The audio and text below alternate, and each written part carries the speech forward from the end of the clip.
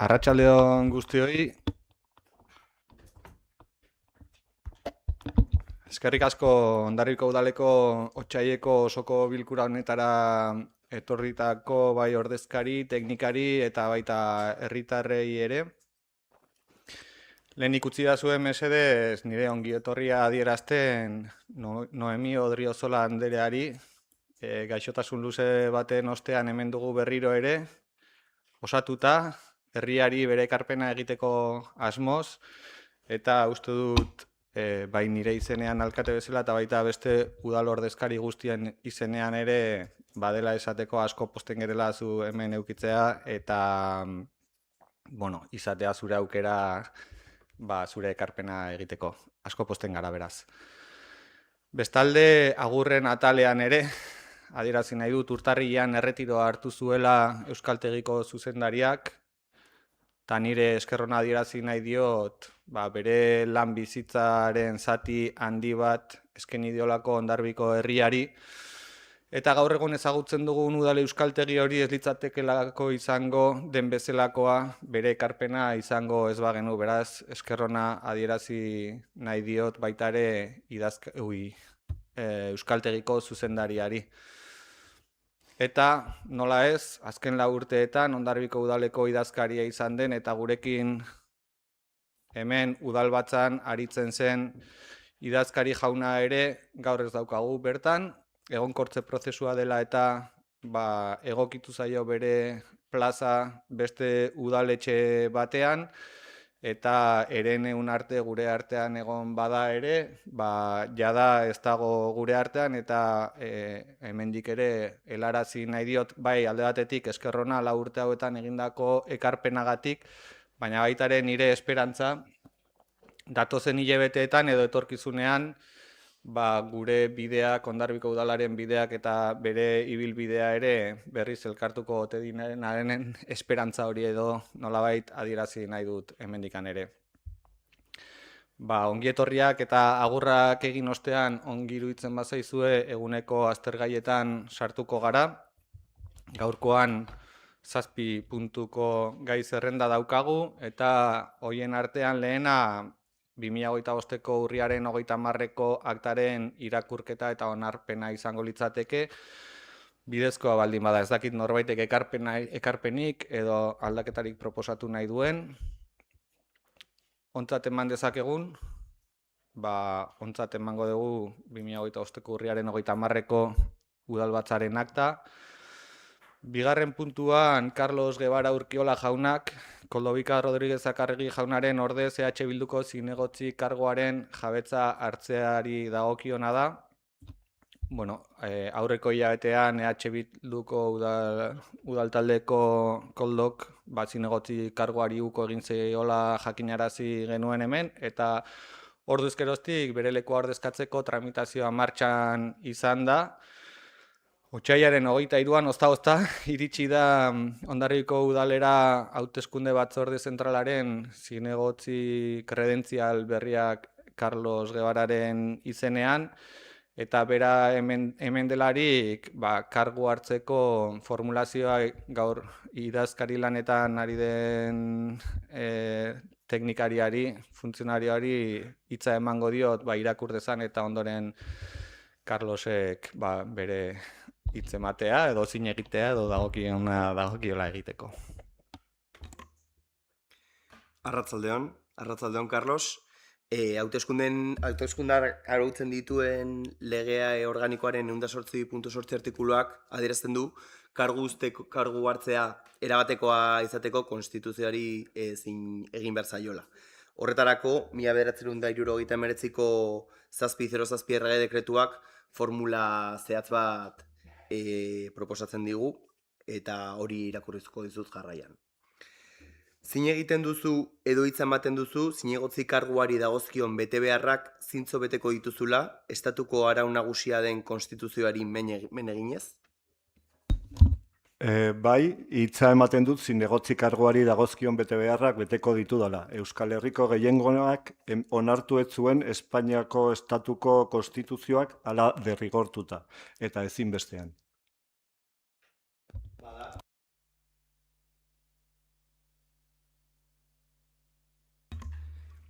Bada, jada zinegotzi kargua, jada erabat hartu duzu. Zorionak eta ibilbide oparoa izan dezazula. Eskerrik asko.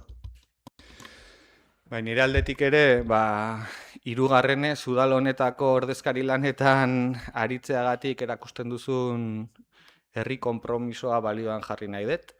Zure ekarpenak eta hausnarketak aintzat hartuko ditugularik, ongi etorria eman nahi dizut Hondarribiko udalbatzara legealdi honetan gelditzen den bitarteko honetarako. Eskerrik asko. Eskerrik asko zuri eta beste hori ere bai.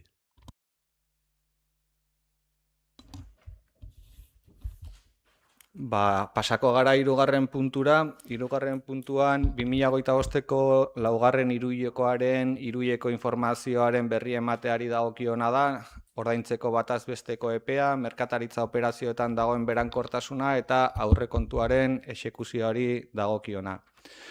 Bestetan aipatu ohi dudan bezala urteko kontuen informazioa hiruhilero ematea egin behar da, bai Foru Aldundiari eta baita udalbatzari ere, aurrekontuaren egonkortasuna eta finantza iraunkortasunari dagokionean.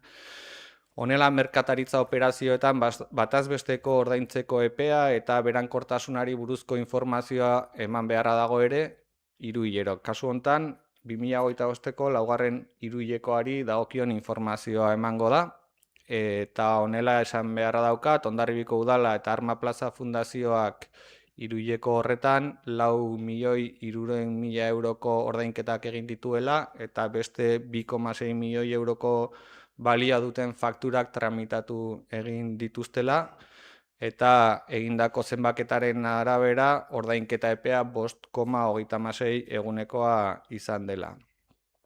Bestalde batetik aurrekontuaren exekuzioari buruzko informazioa ematerako garaian, aipatu nahi nuke abenduaren 31 arte jasotako ekarpenak edo diru bilketa likidoa dena 29,6 milioi eurokoa izan dela eta gauzatutako gastuak edo ordainketa likidoak 28.350.000 eurokoa ia izan dela.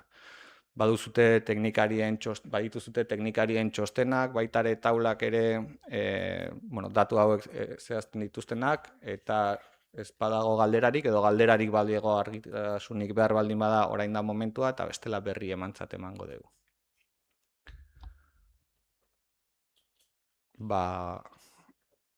Berri emantzat emango dugu beraz. Bai? Bueno, nik pixka bat irakurrita, esto es al 31 de diciembre, ¿está? Laugarrengo trimestrea, ¿está?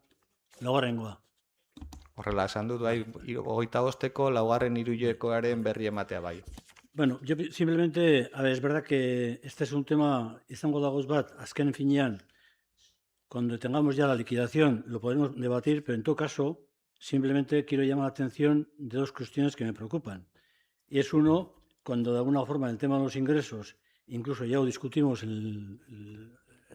cuando hicimos el presupuesto, referente al tema de lo que son los aprovechamientos urbanísticos, aparecen aquí 4.503.000, cuando se han recaudado solamente 76.000. Este es un dato que está ahí y simplemente lo dejo ahí. Me imagino que cuando tengamos el tema de la liquidación lo veremos. Y el segundo dato, he estado mirando, por ejemplo, los gastos que de alguna forma hemos realizado y me preocupa el gasto en servicios sociales que se ha generado, que son de 20.000 euros de presupuesto, por ejemplo, en ayuda a familias, solamente hemos gastado 5.000. Y en lo que es las AES, de 275 se han gastado 213.000. Y en el tema de ayudas energéticas de 20.000 de presupuesto se han gastado 5.994. Es decir, el 70% del presupuesto en servicios sociales. Me preocupa. En todo caso, simplemente es constatar este dato en esa lectura, nada más. Eskerrik asko, Josu. Berri emate honetan eta banatu dizkiguten txostenetan ez dago aipatu duzun informazio bakar bat bera ere. Zuk esan duzun bezala, hori likidazioa gauzatzen denean emango den informazioa izango da, eta aurreratu zara beste behin ere hilabete betez informazio bati edo debate bati etzegokiona gaur mahai gainean ateratzea, hemen berri emate bati buruz da. Nik esan dezakedana da, gaur aipatu ditudan datu horiek ez direla 2025ko behin betiko datu guztiak, direla abenduaren 31 arte gauzatutako datuak direla, eta likidazioan falta direla zenbait gauza oraindikan sartzeko, adibidez fofinari dagozkion otsailean emandako ebazpena, eta beste hainbat, 7. kapituloko beste hainbat kontu ere likidazioarekin batera etorriko direnak, baina eske uste dut gaurko berri ematea ez dela horrelako gaietan sartzeko kontua, beraz ulertzen dut emandako informazioa ulertu dela, eta sakonketa horiek jorratzeko hurrengo plenoan pentsatzen dut, martxoko plenoan izango dugula xehetasun guztiekin eta zinegotzi guztiek xehetasun horietan sartzeko aukera.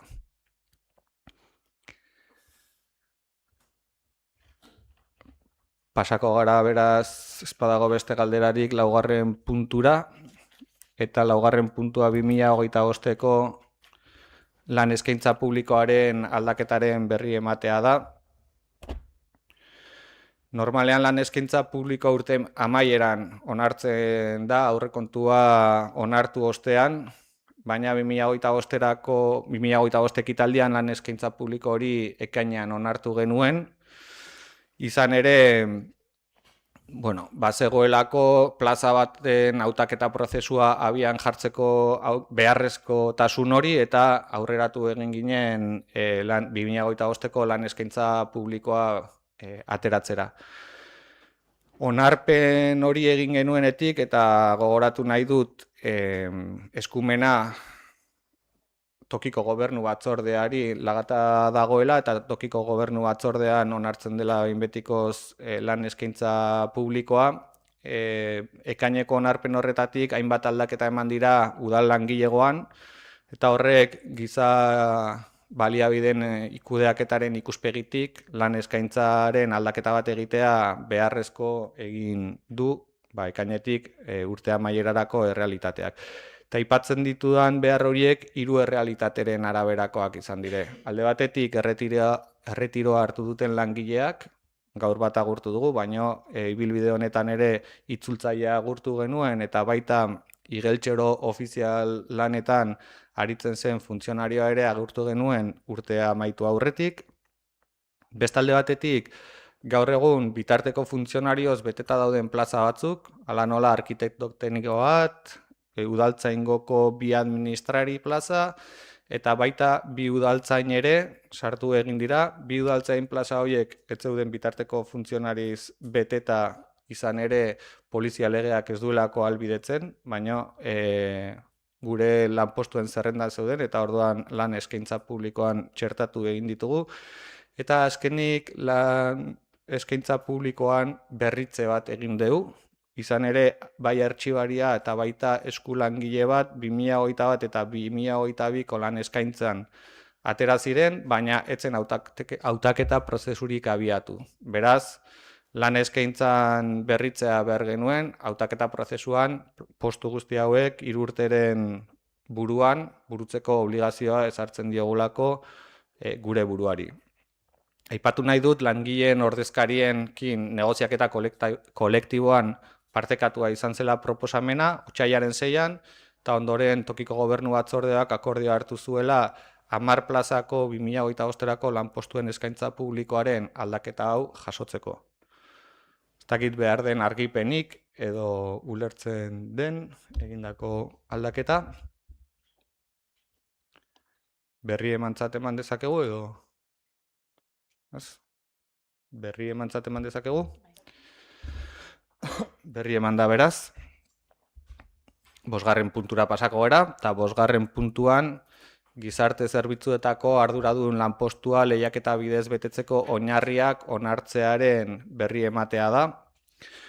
Gizarte zerbitzuetako arduradunaren lanpostua behin-behineko eginkizunen bidez betetzen ari da gaur egun udaleko funtzionario baten bidez. Eta hori horrela lanpostuen zerrendan jasota dagoen lanpostu hori lehiaketa bidez hornitu nahi da. Lehiaketa bidezko prozedura hau barneko funtzionarioei bideratuta dago, administrazio bereziko eskalako, teknikari azpi eskalako, erdi mailako klaseko eta abip azpitaldeko plaza baten behin betiko askribituak daudenei. Titulazio akademikoa gizarte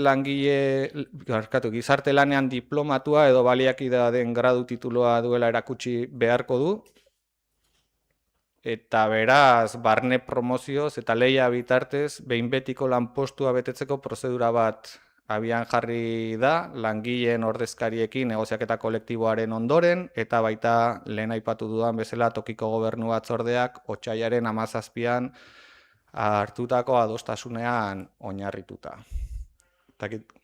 Galderarik badagoen, dokumentazioa helarazi zaizue, bai? Bai, Josu? Edo... Neodetican no es un tema... Bueno, yo simplemente voy un poco a lo mismo. Y voy a ligar el punto 4 con el punto 5.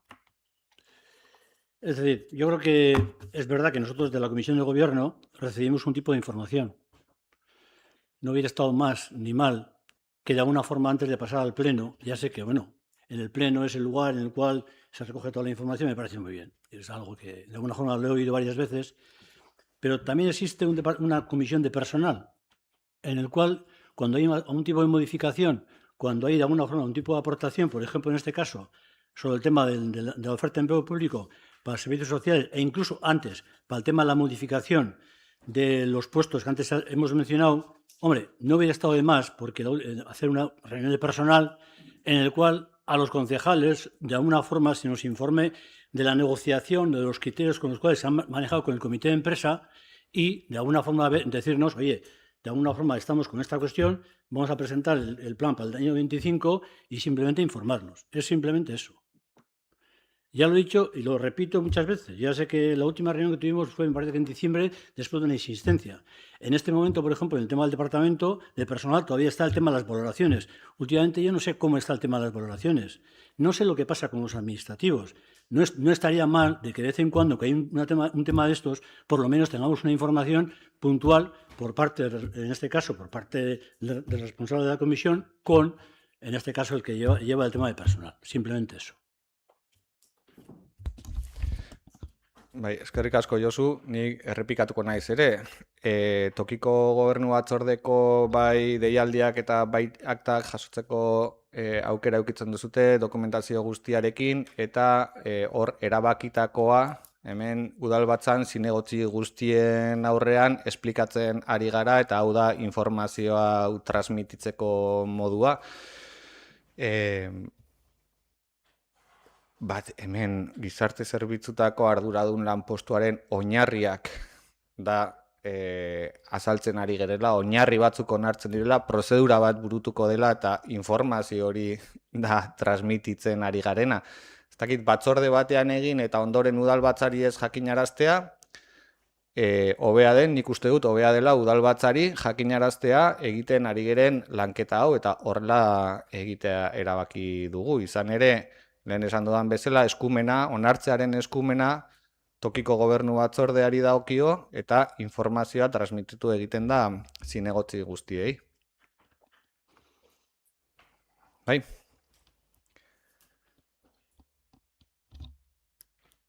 Beste galderarik edo honi buruz? Seigarren puntura pasako gara, 2026ko 189 zenbakitik 530 zenbakira bitarteko alkate dekretuen berri emateari buruz, ez dakit zerbait aipatzeko dagoen, dekretu hauen inguruan. Pasako gara 7. puntura, erregu eta galderei dagokiena. Alderdi sozialistak aipatu ditu 3 galdera egiteko asmoa daukala, ze galdera egingo dituen, bestetan bezala hitza galdera aurretik jakinarazi dutenei emango diegu.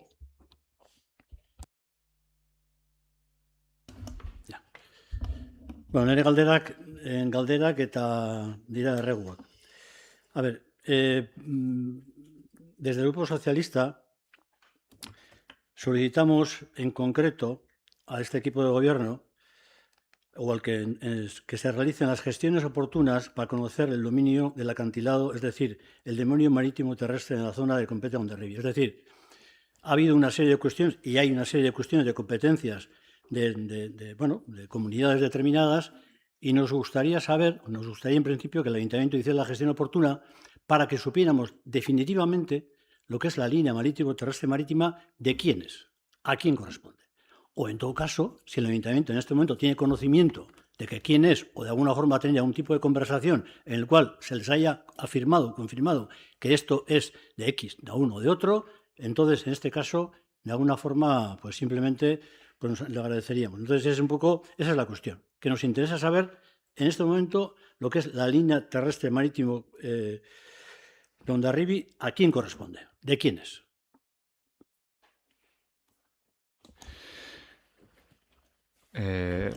Barkatu esatea, baina uste dut galdera adiratzi zenutena etzi joala hortikan, baina, bueno, dominio publiko maritimo terrestre, zuk esan duzun bezala, dominio bat da, eta dominioa da estatuarena ongi badakizun bezala.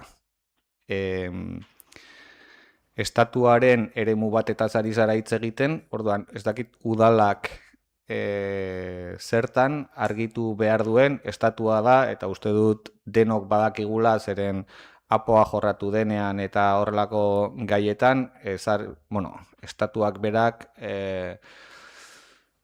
Ministerio de Transición Ecológica y Medio Ambiente delakoak, ez dakit euskeraz nola esaten den, ezartzen duela zein den dominio hori, eremu hori zein den, eta hor linea bat ezarrita dago, eta linea horretan barruan dauden dominioak estatuarenak dira. Eta linea horretatik kanpora daudenak, jabekide pribatuenak edo publikoenak izan daitezke herri mailakoak. Hori zen gaur egin nahi zenun galdera, edo zijoan beste asteartean bozeramaile batzordean hitz egin genunaren alorretik, ez dakit gaur egin duzun galdera, desde luego ez dijoa beste egunekoaren hildotik. Intervenir yo, ¿de acuerdo? La pregunta que queríamos hacer al equipo de gobierno es que en un momento dado, en diciembre del 2024, una reunión de los vecinos de una de las comunidades afectadas por desprendimientos del acantilado. Entonces, habló con los responsables municipales, tanto políticos como técnicos, y se acordó que iban a preguntar a costas a ver de quién era el acantilado y quién tenía que intervenir. En esa reunión también se nos informó de que en otra parte del acantilado se iba a iniciar un proceso para saber de quién era. Entonces, queríamos saber, en la parte del acantilado de la primera ensenada, si se le ha preguntado a costas de quién es el acantilado y quién tiene que intervenir. Bueno, galdera hori dago harremanduta, idatzi bat publiko egin duzutena eta niri zuzendua bidali zenidatenarekin, ulertzen dut honetarako bideratutako galdera egin nahi zenutela. Idatzi horretan aipatzen duzute 2019ko dekretu bat, eta 2019ko dekretu horren inguruko xehetasun batzuk ematen dituzute.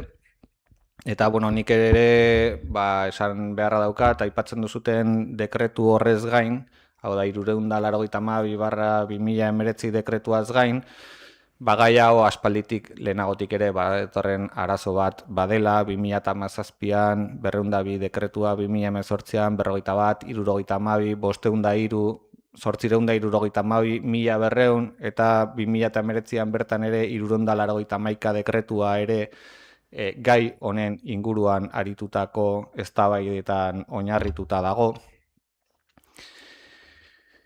Eta dekretu hauetan zentzu batean lan batzuk agintzeaz aparte ez betetze batzuk ere eman zirela adierazten da. Ulertzen? Ari diaz ulertzen edo? Ez dakit saiatuko naiz bestela erderaz aipatzen que aparte del decreto que mencionáis en el escrito que registrasteis a mi nombre y que habéis hecho público en los medios de comunicación, aparte del decreto que mencionáis, el 392/2019, existen otros tantos decretos que no se mencionan en vuestro escrito. Ya los he nombrado en euskera, no creo que haga falta que los vuelva a repetir. Pero aparte de este escrito, o sea, de este decreto,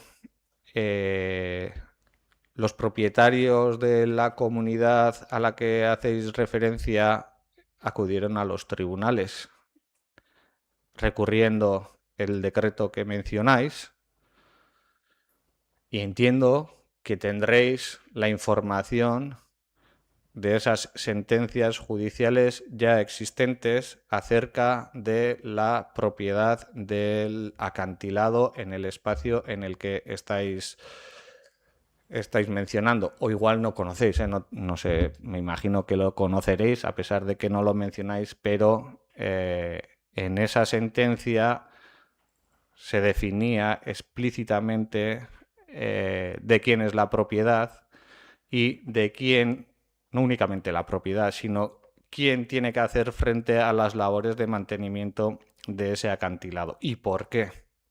Entiendo que conocéis esa sentencia, pero no únicamente la sentencia de primera instancia, sino que luego hubo un posterior recurso en el que el Tribunal Superior de Justicia también sentencia de quién es la titularidad y quién es el que tiene que hacer las labores para mantener la seguridad del acantilado y de las personas que pueden ver en riesgo su bienestar, vamos a decir. En ese sentido, la titularidad ya no es que la tenga que indicar Costas quién es o el Estado quién es, sino que existen dos sentencias que son firmes en el que ya se indica cuál es la titularidad y el por qué y cuáles son las actuaciones que se tienen que llevar a cabo y el por qué. Entonces, desconozco si vosotros no conocíais esta información, me extraña, pero entiendo que lo conoceríais, pero las sentencias serán para cumplirlas. Y desde luego por parte de la administración pública, en este caso por parte del ayuntamiento, esas sentencias son las que se toman como referencia a la hora de hacer las actuaciones que se tengan que desarrollar. Estamos hablando de la seguridad de las personas. Estamos hablando de hacer respetar esa seguridad de las personas y para eso tenemos que actuar con responsabilidad. Y desde luego el Ayuntamiento de Hondarribia está actuando con total responsabilidad con la información y las sentencias que tenemos en vigor, que son firmes, como ya he dicho anteriormente, y entiendo que eso, poner en duda eso, es algo que, bueno, pues nos molesta. Pero yo... Espera un momento, por favor, no he acabado. Espera un momento.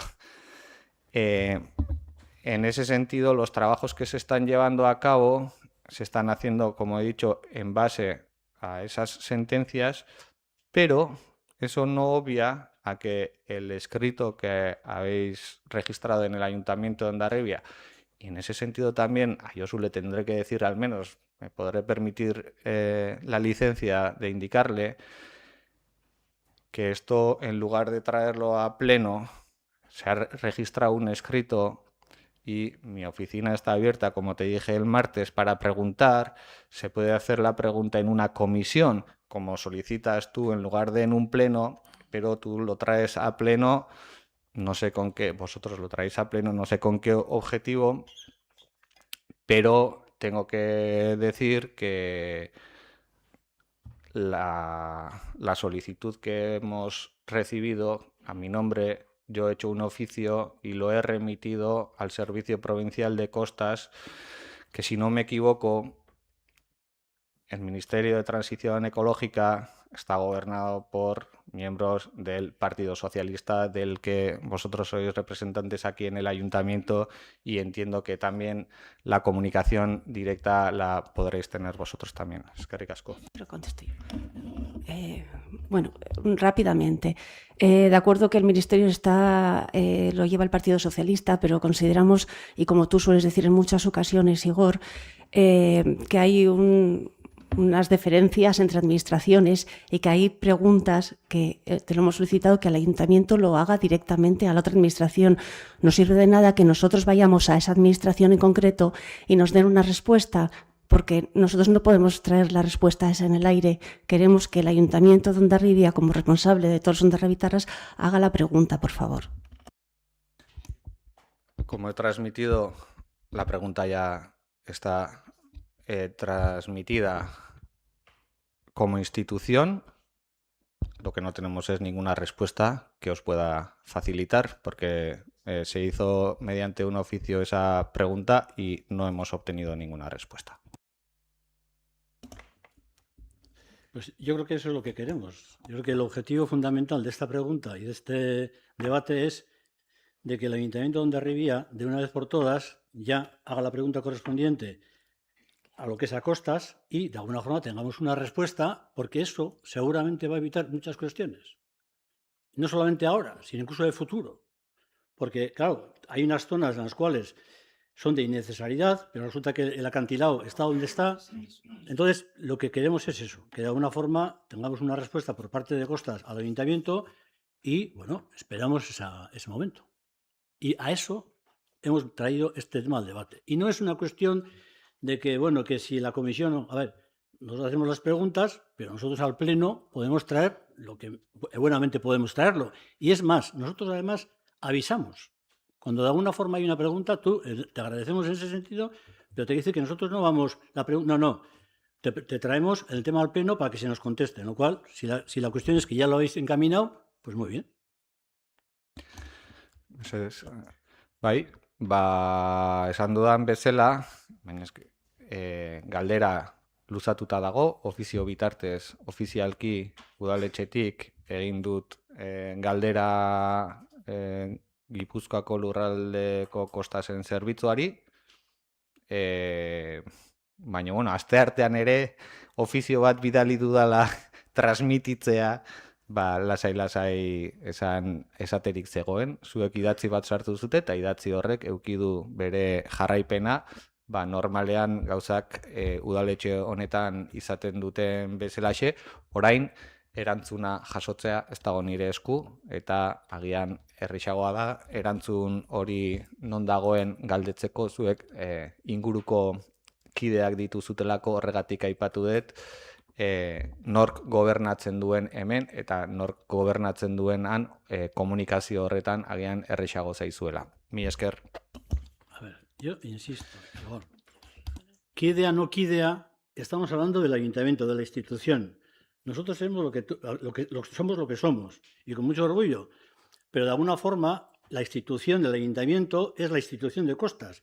No se trata de buscar atajos, se busca de ver el camino recto, y el camino recto es el institucional, y la institución es el Ayuntamiento, y la institución es costas. Es la obligación de las instituciones las que tienen que hacer el juego, no los partidos, no el corto, no, las instituciones, que es lo importante y lo fundamental. Baina Josu, berriro errepikatuko dut, erakunde bezala, Hondarribiko udalak luzatu duela eta luzatzen dituela horrelako tramiteak modu ofizialean. Modu ofizialean luzatuta dagoela jaso dudan, nire izenean jaso dudan eskari hau, eta komunikabideetatik enteratu naizena lehenago, erregistrotik baino, modu ofizialean transmitituta dagoela, transmituta behar den erakundeari. Orain, erantzunaren zai nagoela besterik ez dut esaten. Eta beste kasu batzuetan gertatzen zaigun bezala, erakunde arteko komunikazio horretan, erantzunak, gaur hemen zinegotzi berri bat daukagu, ozta lehen esan dudan bezala, izan ere tramitazio horretan erantzuna bera jasotzea badakit zenbait teknikariri lan eskerga handia eragin diola, eta horregatik aipatzen dut, erakunde arteko komunikazio horretan galderak egitea dela gauza bat eta erantzuna jasotzea beste bat ezberdina. Mi esker, pasako gara ongi iruditzen bazaizu hurrengo galderara. Hurrengo galdera da cuestión de Hondarribi zona tensionada. Azkenengo plenoan galdetu nu baita ere, y vengo a la cuestión la siguiente. Con fecha 5 de mayo del 2025 se publicó en el Observatorio Vasco de Vivienda el informe que contempla los municipios que pueden solicitar ser zona tensionada. Contamos con una moción aprobada en su momento por todos los partidos políticos sobre esta cuestión y el mes de junio se hace llegar al Ayuntamiento del 2025 donde arriba un escrito indicando el resultado del informe y cuál es el procedimiento en el caso de estar interesado. ¿Sí? En el anterior pleno pregunté cuándo se van a enviar los informes para que Hondarribia sea declarado municipio tensionado, porque, entre otras cosas, permite que en un momento determinado, si de alguna forma llegamos a tiempo, podamos evitar el aumento de los pisos turísticos. Es un tema que a nosotros nos preocupa, porque en este momento todos estamos preocupados, y en este equipo de gobierno no hacemos más que repetir de que, que estamos en emergencia habitacional. Yo la pregunta es si de alguna forma ya están los informes correspondientes, ya se han mandado. Esa es la pregunta.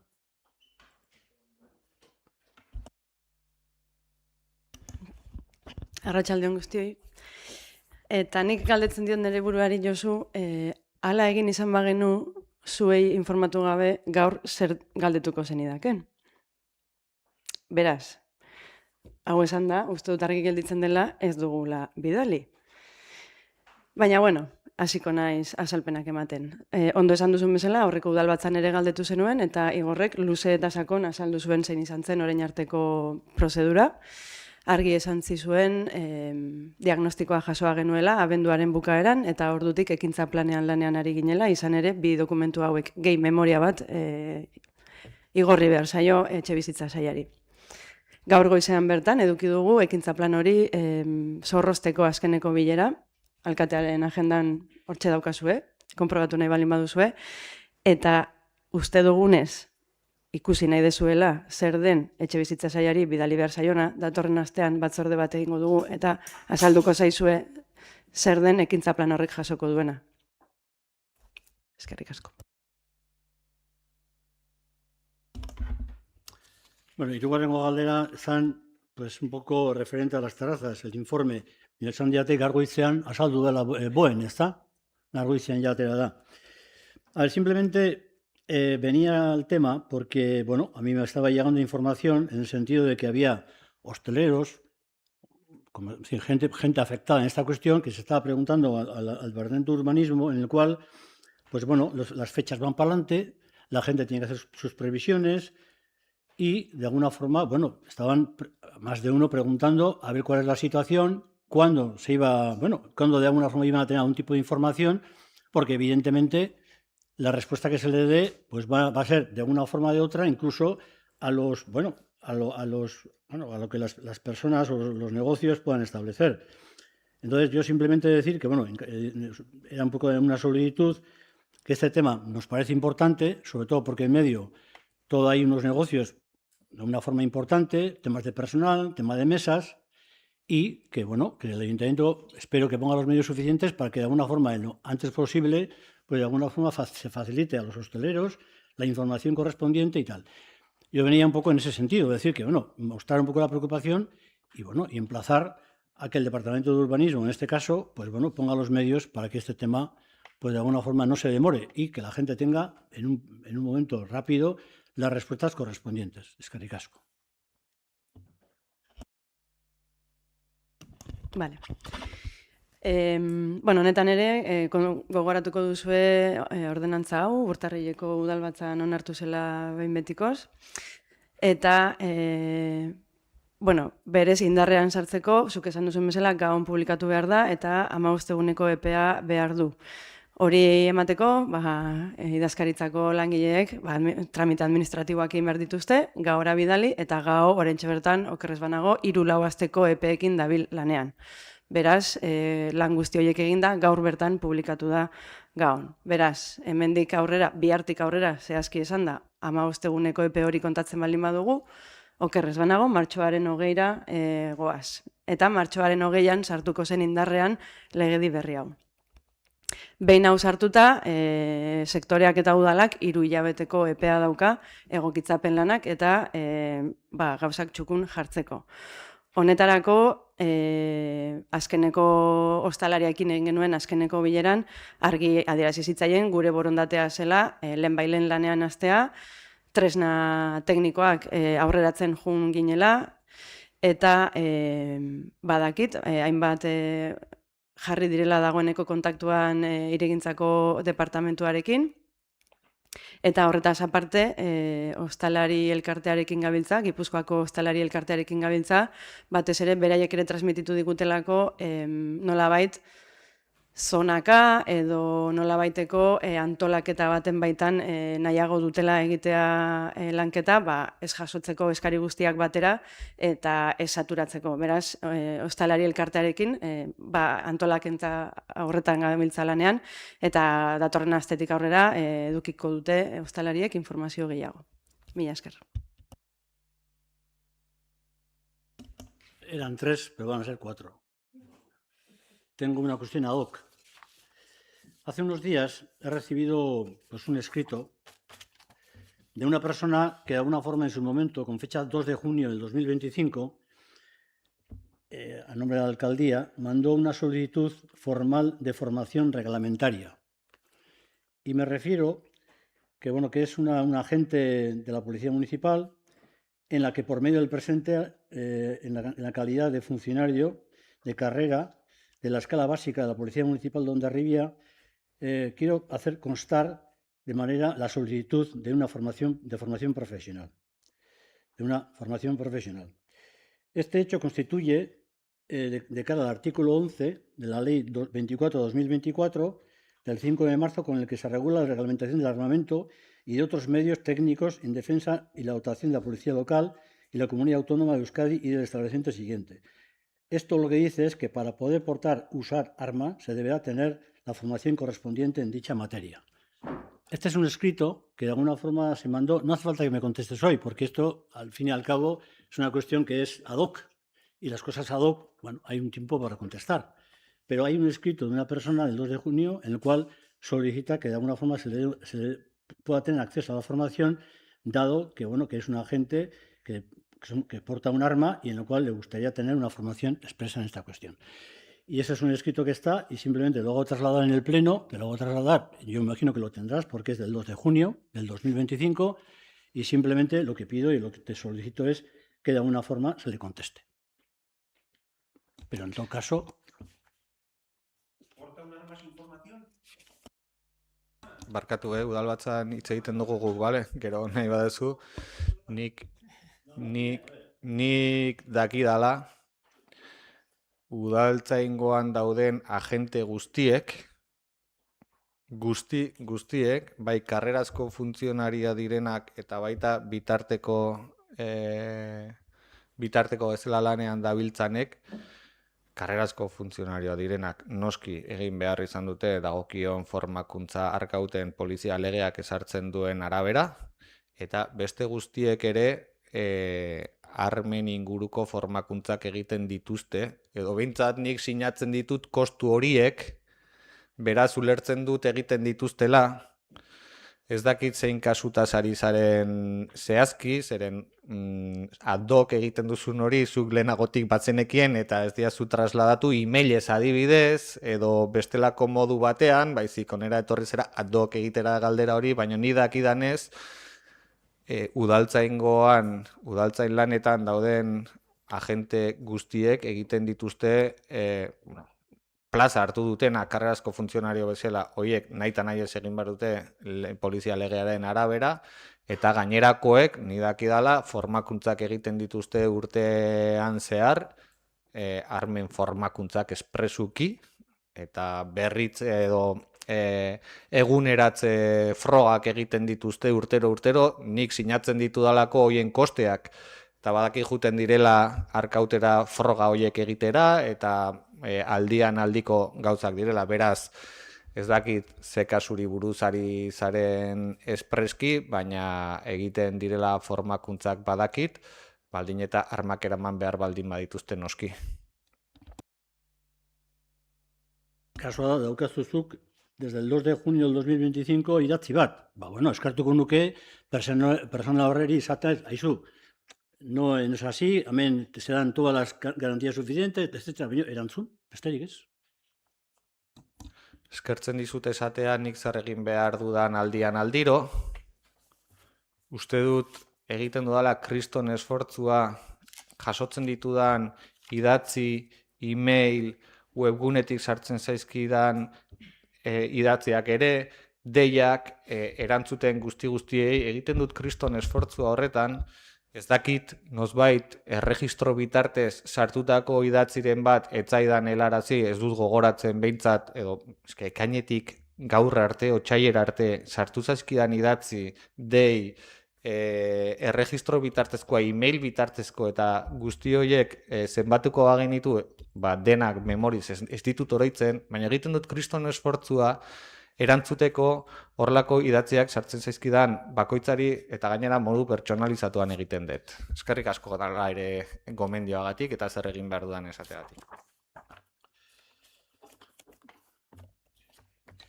Ez dakit beste galderarik edo badagoen. Ongi iruditzen bazaizue otsaileko ohiko udalbatza hemen emango dugu amaitutzat. Eskerrik asko guztiei parte hartzeagatik. Dena den, eskatuko dut, udalbatzatik kanpo eskatu zaidala hitzartze bat egitea eta hemen gaudela aprobetxatuz. Hitza eman nahiko nieke eskatu duten horiei eta Kristina zuk idatzi bat sartu diazu gaur goizean, deitu dizut, saiatzen naizen bezala erantzuten idatzi guztiei eta